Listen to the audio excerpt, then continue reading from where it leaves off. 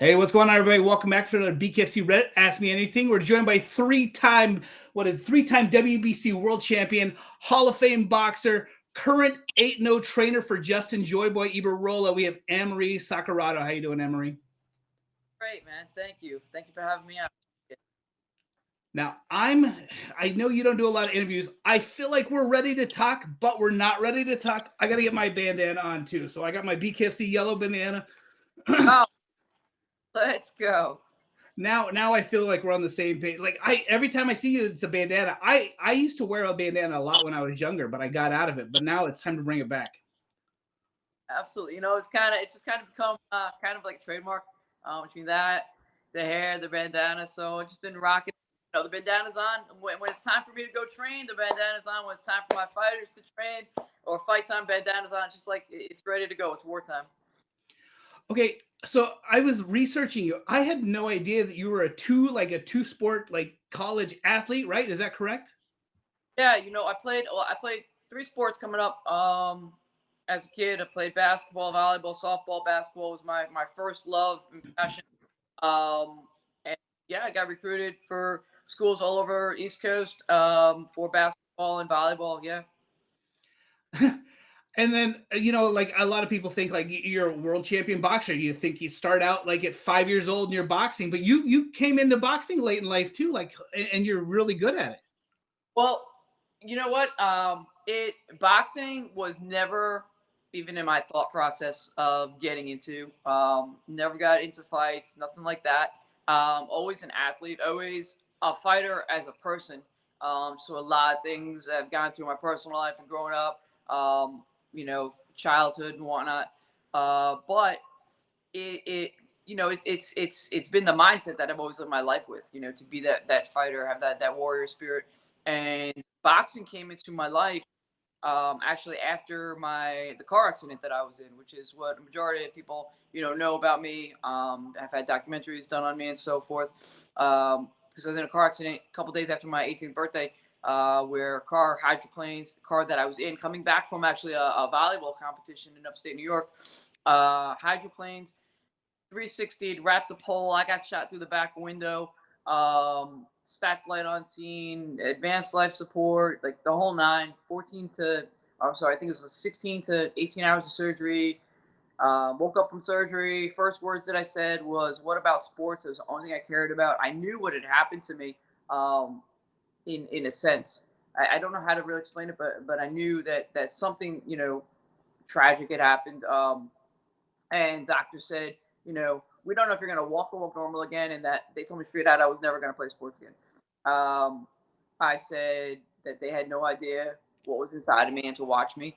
I believe that was actually my direct words to them. And, a few months later, 2 weeks before Halloween, I was in a rehab facility. The day that I got out, my mother picked me up. I went home, ran up to my room, got changed, and went out for a run. I was like, it's time to get back to work. And getting back to training, getting my body right, because I was supposed to go leave for preseason for Seton Hall University at the time of the accident. Obviously, I went the following year, but boxing actually came. Actually, it was Jeet Kune Do, which is a martial art that Bruce Lee had created. That a coach that was at the facility that I was training out of studied, and I started just doing that just to get my body moving again. And along the way, somebody sent me something about New York Golden Gloves. I jumped on it. I said, "Hell, I just want to compete." Went in, and long story short, everything went from there. Did you fight much as a kid growing up, or like boxing? Like Joyboy said, he had never been in a street fight until he got into boxing. Are you the same way? Me and Justin, we're very very much the same. I think it's a lot of what linked us together, just in energies, and our mindset, and why we do the things that we do. He goes by Joy Boy. He very much lives that. He's always just this bright spirit. You'll never see him when he's down. Uh, just wants to make everybody happy, wants to inspire, and that was me. Always just from a kid wanting to inspire, empower, and impact as many lives as possible, to creating greatness within them, or to achieving their greatness. Um, So it's we're very much the same in that fact. Yeah, I never got in a fight. Never was like that. Like I said, just an athlete, just wanted to compete, and inspire people to, like, even with the car accident, like, I knew what I could do. I knew actually when the car accident happened, that happened to me because I was strong enough to overcome it, that it was going to be part of my story to inspire others, and I knew that I was chosen for that. You know, it's just part of our makeups, and I think boxing came into our lives because it is, somebody once told me it was like watching my life unfold in the ring. It was like living art of my actual life and persona. And I think it's very very true that this sport, this combat sport, found us because it really mimics our lives. We're in that ring alone. It's the one place where you're truly pushed, and part of why I gravitated towards it, because it pushes you mentally, physically, emotionally, spiritually, on levels that no other sport that I could speak on has done, and allows you to really be in that battle and that outcome.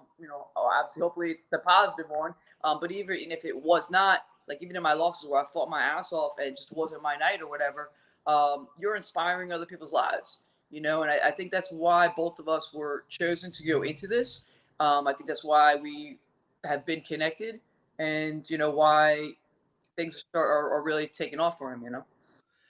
BKFC is really taken off. The bare knuckle overall is really taken off. Has there been any interest to take off the boxing gloves and come back for one fight? Yeah, it's always in the back of my head. I have been approached about that situation, and my answer stays the same. Under the right circumstances, with the right elements behind the fight, across the board, it's definitely something that I would consider. So I never close. I've never been one to close doors. I don't think I actually ever even said I'm retired from boxing. I don't close doors. I keep everything open. We're in this world to live it and to overcome obstacles, to, again, to inspire lives. And I think on any level, if the situation arises and it's the right situation, the right fit, and it makes sense, I'm 100% in. What got you? You went from being like the fighting and all that. What got you into training combat? I was looking at some of the athletes you train. I was like, holy smokes! I had no idea like you trained such phenomenal world champions. Yeah, I've been blessed. I mean, that's what I've been doing my entire life. I got into the industry very young. Actually, my senior year of high school, my last 2 quarters of my senior year in high school, they started a new program where if your grades were good enough, you can go out and get a internship, instead of going to school. And that I started working on the uh, the strength coaches in the facility, but also to the physical therapist that was in the facility that worked with a lot of different athletes, and just 100% followed them around. Days that I wasn't supposed to be there, I was in the gym just learning, and it's been my passion. It's something that I live, breathe, do, and the part of me moving to South Florida was, I said, I want to 100% be working with the top, not only the top athletes, but the top fighters, the top combat athletes in the world, and what I'm doing now. So it's my passion. Okay, so BKFC fans, how long have you been working with Joyboy, and when did he come to you, and what made you guys decide to do bare knuckle? Um, Man, that's a good question, because there's a story with that. Because I saw Justin in his pro debut in boxing at Delray Beach Tennis Center, and when I saw him, something clicked, and I was like, I need to work with this kid. I saw a lot of me in him. I saw his heart, his soul, just his energy, and I knew that he was somebody I wanted to work with. Um, Fast forward, I end up at Delray Beach Boxing for the BKFC tryouts, and see Justin there. And we had talked briefly. I end up going to his first BKFC fight, and I'm like, man, this kid, he's got something. And I was like, I want to give him some more power. And shortly after that, I ran into him actually out and about in Delray one day. We talked a little bit further, and he expressed, yeah, he wants to come in to work with me.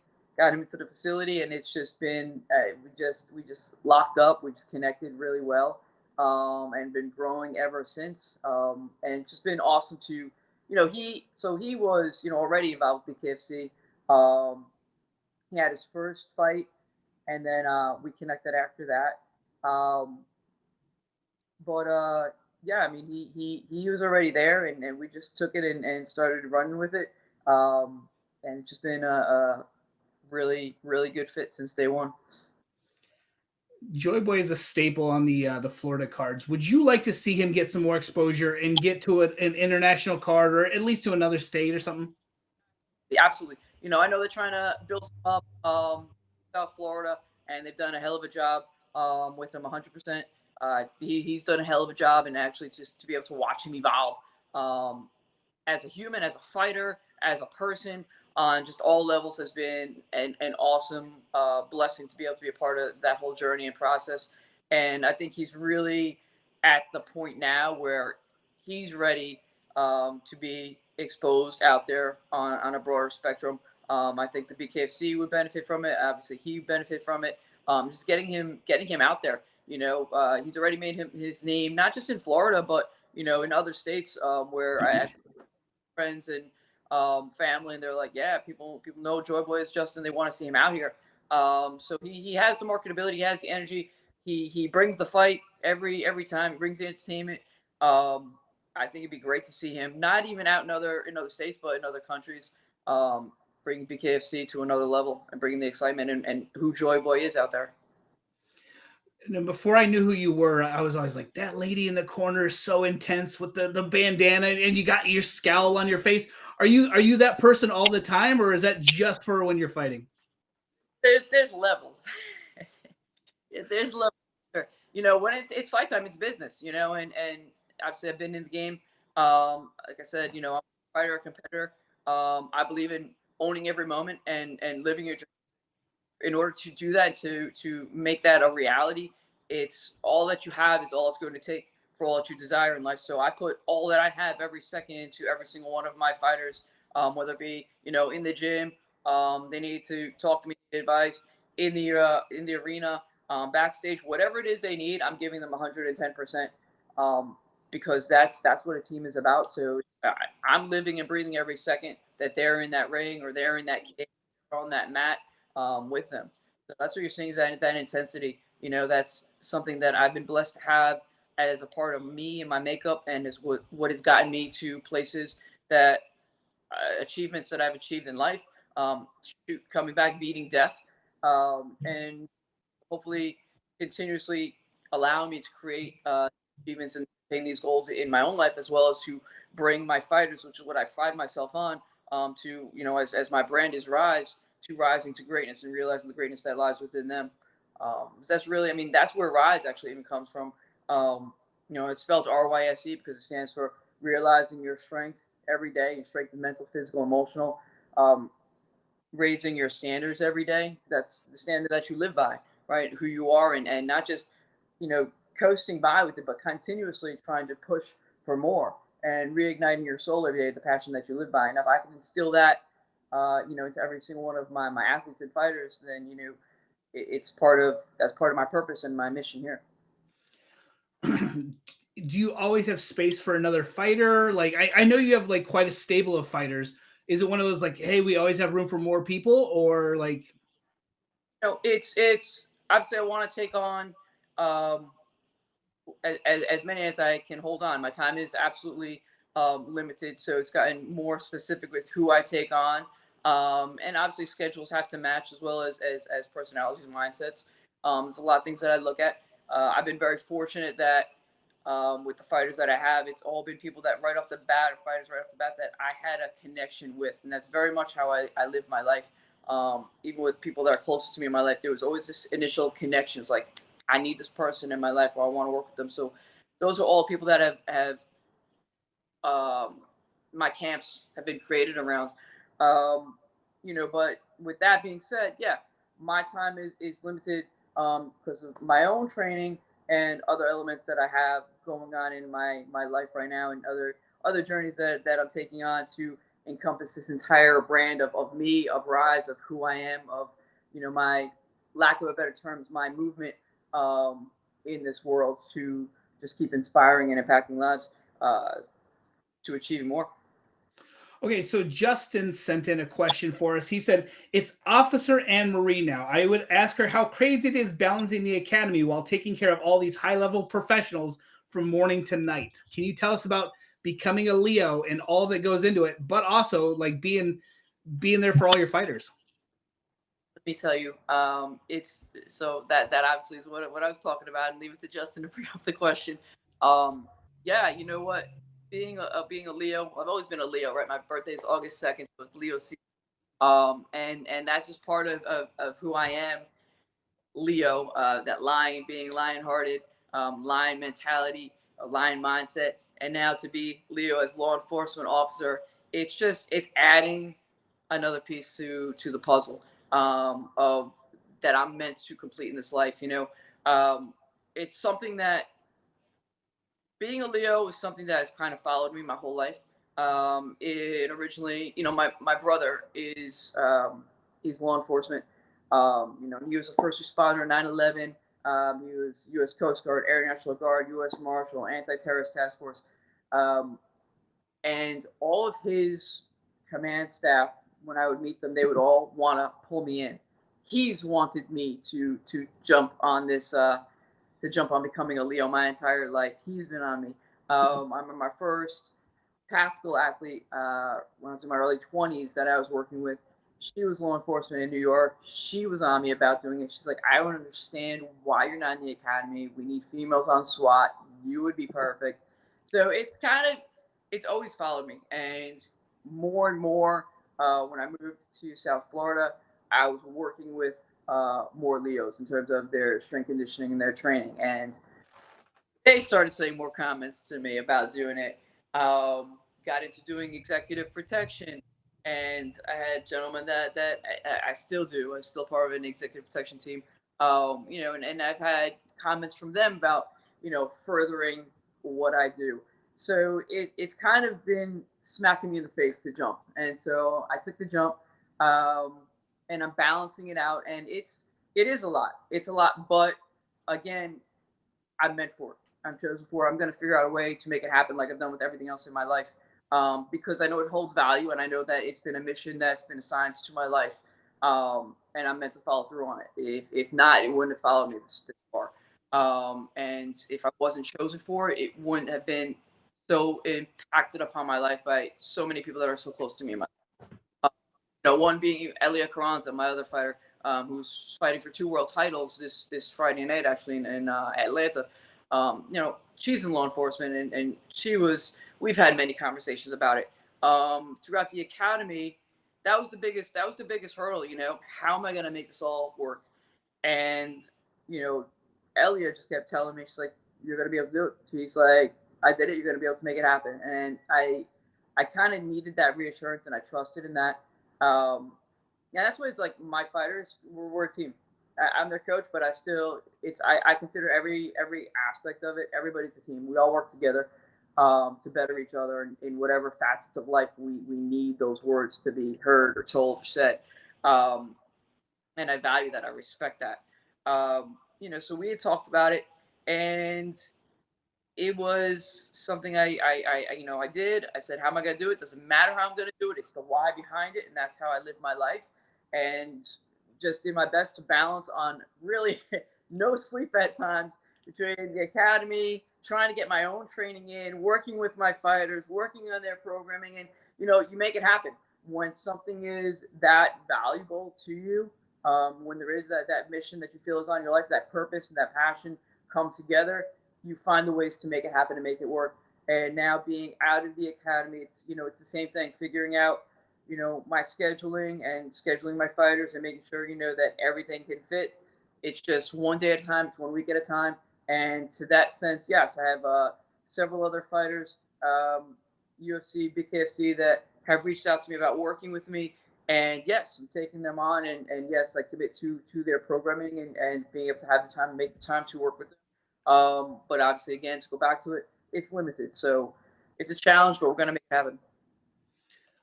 The one thing I wish BKFC did better, like you see Jihad and the three-headed monster over at Shift. Like I love the coaches. You are very recognizable. Cheat Code, Ryan Perez is very recognizable. I wish BKFC would kind of feature the coaches because I mean, yes, the fighter is important, but the coaches are almost equally as important. Yeah, yeah, to what you're saying, absolutely. Having the coaches put out there, and just more stories about them, because really, what's assisting the team, right? It's a team. At the end of the day, it's the fighter and what they're bringing and who they are. Because and I've said it a million times, it doesn't matter what you could be bringing to the table as a coach. At the end of the day, it's that fighter, and are they listening? Are they coachable? Do they have that fighter mentality? Are they all in when they're in there? Are they putting their heart on the line? So to that, they should be, you know, spotlighted, obviously. Um, but to have that team around them, because that also is the downfall to many fighters. They don't have the right teams around them, or the right people in their corners for the right reasons. And I can speak on that because I've lived that. I've been there in my boxing career. Um, and I think that it is very valuable to have. It's essential to have the right people in your corners that are not just there in the gym and in the corner in their person, but giving the right words, having the right mindset behind them, giving them the encouragement, the trust, the value, the respect that they need, not just when they're in the ring and in the gym, but in their personal lives, and actually getting what's going on here. Listen, you're not right. Tell me what's going on in your personal life that's affecting you in this way. Let's get through it together. I've seen too many times where that's not the case, and it's just go, go, go, go, go. No, let's look at what's going on in your life. How can we make it better? How can we get you more to where you need to be? You're coming into the gym and you're looking, pretty beat up, pretty fatigued. No, we're not going to go by this program. We're going to scrap that. This is what you need. It's not about the programming. It is about the programming. However, there has to be the art of coaching, which involves looking at what that athlete is going through that day and being able to auto regulate it to fit the needs of them mentally, physically, emotionally, whatever's going on in their body, in their personal life, and get them through what they're doing, what they're going through, in order to get them to the highest level of performance that they need to attain, will attain for what's ahead of them. So I think that that's something that is not given enough attention. Um, I also think there's a lack of education in terms of not the combat coaches, but on a lot of the um, trainers that a lot of fighters are going to, rather than actual strength coaches, performance coaches that are involved in the education of strength conditioning and sports science, and are putting. I see a downfall, disservices being done with a lot of fighters per se that are working with other individuals that you know they don't have the education behind them, and they're working with a lot of old school mentalities that's not bringing them to the optimal levels of performance of what they're capable of attaining, and actually doing a disservice to their bodies, breaking their bodies down by. It's about the more attitude, not the what is more beneficial. How can we bring you to higher levels of performance in the gym with as little time in the gym, and let that time be preserved for your recovery and your downtime. And I think that balance is not understood by enough coaches that are out there. And understanding, different energy systems demands, different uh, training modalities that need to be in place. So I think that level needs to be elevated. I think that's why it's also very essential that coaches are brought more into the spotlight by the BKFC and by other um, competitive arenas. Justin's very adamant that he doesn't care about the belt. He cares about getting better and making the name for himself. Is that I mean, you're a three-time world champion. Are you helping instill that too, or like you just Justin does Justin, and you just worry about focusing him on in the gym? um, Justin is Justin, and I'm always gonna allow my fighters, you know, they're their own person. They're making their own way, their own path. And Justin, I trust in him. Justin's very smart. Justin's very smart. Incredible human being. I really honestly can't say enough about him. He is Joyboy. In terms of his heart and his soul and what he wants to do, bring and present. Um, and I let him run his game. I let him create his path and his journey. It's his to create. I'm there to assist him, and I'll interject and say certain things, give him advice where I feel he may need, or when he comes to me and he asks me, for advice or my thoughts. Um, as far as the belt, I don't think it's not about not wanting the belt. It's about the value of you know what's behind the belt and what's going to be presented in the belt with the right person. I don't think it's about him not wanting the belt. He does want to be the champion for but I just think that he's being very strategic and smart in how he goes about that and what is behind that. And in the same way that I say, listen, it's been brought to my attention by individuals in the BKFC before, in terms of fighting, and I said, it's got to be the right person, the right time, the right things have to be behind it. Um, so I think it's more of a strategic move for him. I don't think it has anything to do with not. I can tell you, it has nothing to do with not wanting to, be the champ. It's just again, everything has to be right surrounding it. But he's hungry for it. He's hungry for anybody that wants to step to him. He's hungry. He's confident in his capabilities and in what the outcome of the fight will be, no matter who's put before him. Okay, in the rare instance you have a couple hours of free time, can you tell us, like, I mean, I would love to know what you do for fun. Do you like to cook? Do you like to, I know you love to train and all that. You get a couple hours, what do you do? Training, because I don't have hours. People are always like, oh, you need to take off, you need to do this. I don't have it. Especially now with taking on becoming a Leo. It's my extra time is me in the gym for my training because that is absolutely priority. That's how I live my life. So that is first and foremost. Outside of that, it's staying on top of education, staying on top of the sports science and the field and different studies that are coming out, researching, reading, uh, just to keep growing myself and evolving myself so I can keep evolving my fighters. If I have spare time outside of any of that, I'll go to the beach. That's probably my downtime. If you asked me a few months back, it would have been with my pup. When I started the academy, actually, I had to put my dog down, which was the hardest thing I've gone through in my life. Is nightmare. He's my boy, he's my sidekick. So it was definitely spending time with my pit, Simba, going to the beach with him, taking him for walks on the river walk. So when time allows, when I get my schedule kind of locked in a little bit more, it'll be rescuing another pit for sure, and spending time with that, spending time with my pup. Um, taking my pup for the beach. But the water, that's my sanctuary. That's my peace. It's also part of why I moved down here. Be able to go to the beach and just, you know, have my own downtime. Um, Outside of that, obviously going out with friends. Again, when time allows. But it's a lot of my time is really limited right now because of the goals that I have for myself.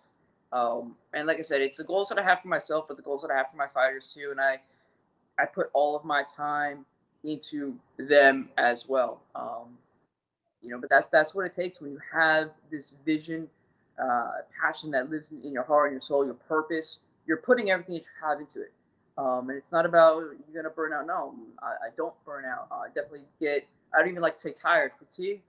Sure, 100%. I'm human, but that's when again, at the risk of sounding cliche, but again, it's how I live my life. Like you look at, okay, what's your why? And this is what I intend to do. This is why I'm here. We don't know how long we're here. Again, I beat death out at 18 years old. I don't take any moment for granted. I don't take any experience, good or bad, for granted. Live in it, own it, make the most of it, and leave your legacy on this earth. So, with all of that pushing me every single day to be my best on all levels, and again, raise the standard, set the standard, and raise the standard. It's why my life is so limited and why my time is so limited to do a lot of other things. People say, "Oh, it's not living." No, I am living. I'm living. So I'm creating. yes, the vacations and the time away, they'll all come. But right now, if I'm putting time away from that and in that comfortable part of life, I'm not doing what I'm intended and meant to do in this life as me and my legacy. Okay, my last question is always the first time you're in a street fight, you're somebody who didn't fight growing up. So I'm going to switch it up a little bit. We've seen Austin Trout has basically been the only high level boxer who's come into BKFC and really done well. Can you yourself as a world champion boxer, can you explain, or is there any reason why we don't see some of these other? We've seen quite a few guys come in, Polly, and they haven't done quite as well in bare knuckle as they do in boxing. Why is that? I mean, it's a different game. It's a different game. I mean, that's really not a question that I think I could fully answer. One, I'd be ignorant to answer. I believe 'cause I haven't stepped foot in a bare knuckle ring myself, right? And I think it's totally different when you're in something because you feel it, you breathe it, you're doing it, right? Obviously, I coach the fighters that are competing, but again, I think there's a different from the outside, so I can be completely wrong on any of this. Um, but I think there's a different level of hunger, desire, of savagery that needs to exist in you to do bare knuckle, to take the gloves off, to feel, knuckle on bone, and to be able to be calm and calm in the chaos and collected and able to have control of what is going on in that ring. It's different than having, these pillows on your hands that you're getting hit with. So I think it's got to all come down to, as with any athlete, elite level athlete, that's crossing that line from really really good to exceeding and excelling as a champion is mindset.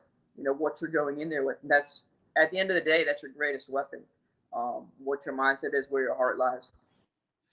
Okay, I have no more questions. Is there any message for the fans? Anything you'd like to get out for people before we call it a day? Listen, don't not to let anything get in the way of your dreams, of stand in the way of your dreams, of your values, of what you know that you're meant for in this life. Obstacles are going to come to you, adversity is going to come to you, but it's having the courage and the fortitude to be able to take those steps forward and just keep advancing at all costs because we're all here in this life for a reason. We all have a mission that's put on our lives. And if we allow other things to other elements and adversities to take away from that, we're never going to really understand what we're fully capable of.